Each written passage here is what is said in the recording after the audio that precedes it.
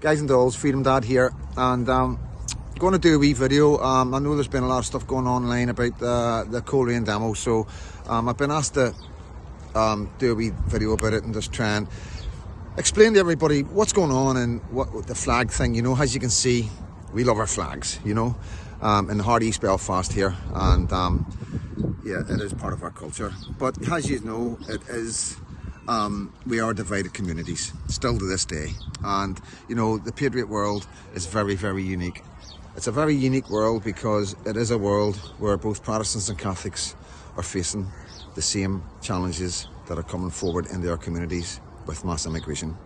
It's something that we see in both the mainland, Britain, that I'm a unionist, and in Southern Ireland has some Catholics support the Republic, and we'd like to see an All-Ireland. As I do report, that sort of thing sort of changing a wee bit because of where Ireland's gone and the amount of foreigners that are being given citizenship right now.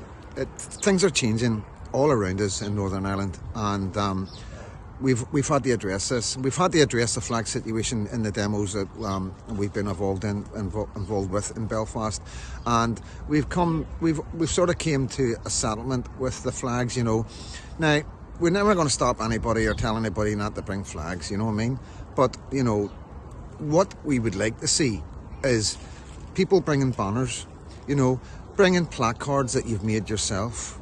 You know, whether it's to do with Jesus, or whether it's to do with mass immigration, or whether it's to do with what you see going on in Ireland. You know, simple words, no, not welcome, stop mass immigration, not our kids, you know, stuff like that. Whatever you feel that gets you out onto the street to protest, whatever drives you, then put it on a placard. You know, we all know who we are. We're mothers, we're fathers, granny, granddads, aunties and uncles. There's no religion in patriotism. That's the most important thing I want to get across, because there's no definition between Protestants and Catholics when the men in Syria and Iraq were knelt down on the ground by ISIS and beheaded. They didn't look at each man and determine which ones were Protestants or Catholics.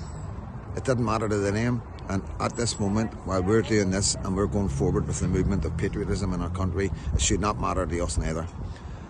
We've got a long road to travel.